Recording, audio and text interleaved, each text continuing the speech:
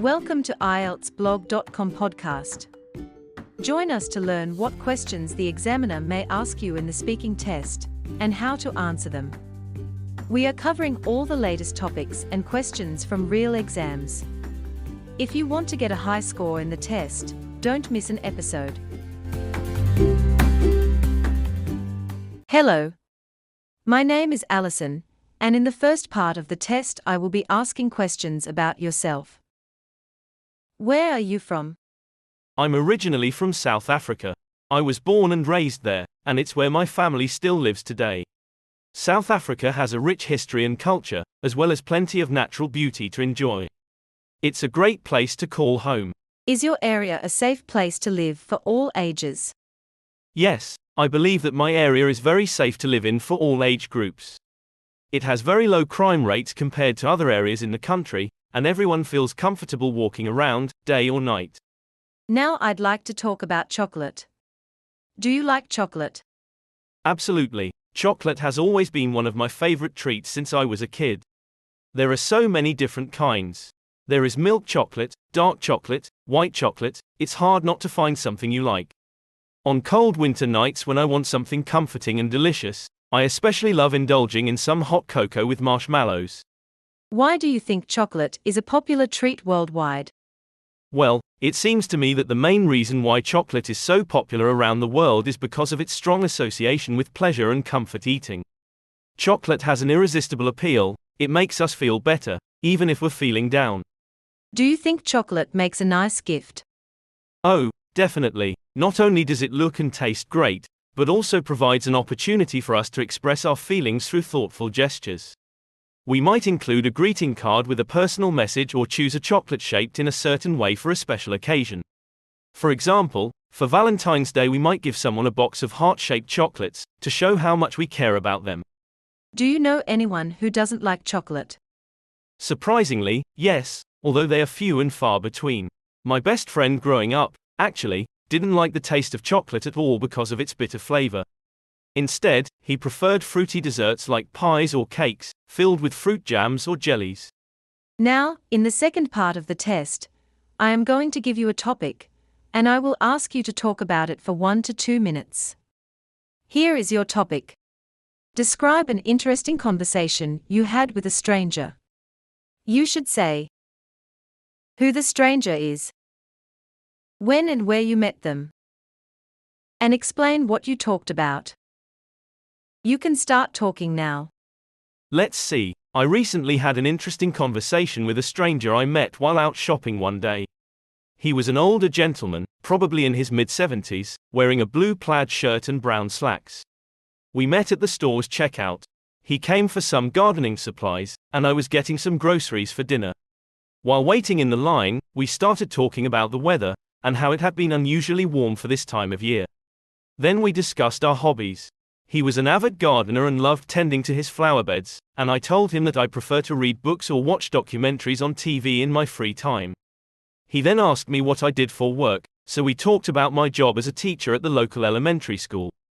He shared that he used to be a principal before he retired, and mentioned how much he enjoyed seeing all of his students learn and grow over the years. We talked about the challenges schools were currently facing with budget cuts, reduced staffing levels, and inadequate resources for students. Eventually, our conversation shifted back towards our hobbies and interests. It turns out that he also liked reading books, but preferred biographies of famous people over fiction stories. We swapped recommendations of authors we liked, which then led to an interesting debate about the best historical novels. We finally said goodbye after 20 minutes or so, but it felt much longer, because it had been such an engaging conversation. Where do you meet new people?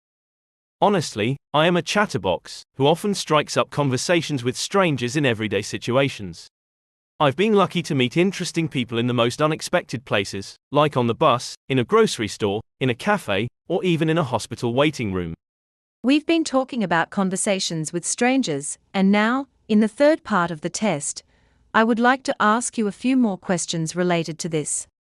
Is there a difference between discussions with friends and strangers? Yes, I think there is a fundamental difference between conversations with friends and conversations with strangers. When we talk to our friends, the conversation is usually more relaxed and we feel more comfortable, because we already have a bond of familiarity and trust. We can open up more freely to our friends, compared to talking to someone we don't know. On the other hand, talking to someone you don't know takes an effort to feel comfortable with each other, and find some common ground for conversation. What do you think is a typical topic of discussion between strangers? Well, I think this can range from light-hearted topics, such as hobbies or travel plans, to more serious issues, like news headlines or politics. Depending on how well two people get along, they may also discuss their families or past experiences that are relevant to current circumstances. It is also possible that strangers will touch on contentious topics, such as religion or government policies, if they feel strongly about them, or want to learn more about each other's beliefs and opinions. What do you think are the benefits of being able to have a conversation with a stranger? Thinking about this, there could be several benefits. For starters, engaging in dialogue with people we just met can help break down barriers caused by shyness and awkwardness.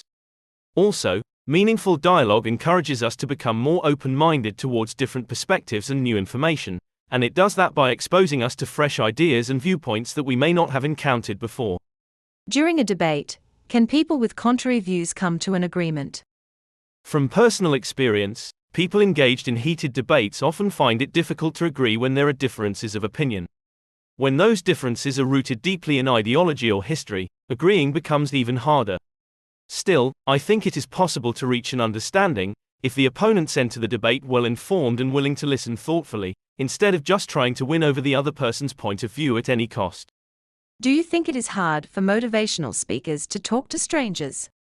My guess would be that due to their vast experience coaching people and talking to large crowds, they probably don't have much trouble speaking to new people. However, I do believe that they might face some challenges when speaking to unfamiliar audiences, because they need to create rapport quickly, if they want to deliver their message effectively. What is a good way to overcome nervousness when giving a speech? I wish I knew the answer to this.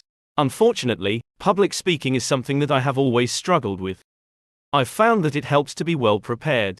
I make little cards with bullet points, and I practice my speech multiple times before I actually have to deliver it. Another trick that I've found useful in the past is to focus on friendly faces in the crowd. What type of personality is best suited to become a public speaker? Public speaking requires strong interpersonal skills and self-confidence, so people who are outgoing and energetic should be a good fit. I also think that anyone can become a public speaker, if they are passionate enough about the subject that they need to talk about. That's all for today, but more episodes are coming. Subscribe to IELTS-Blog.com podcast and stay on top of the latest trends in the IELTS test.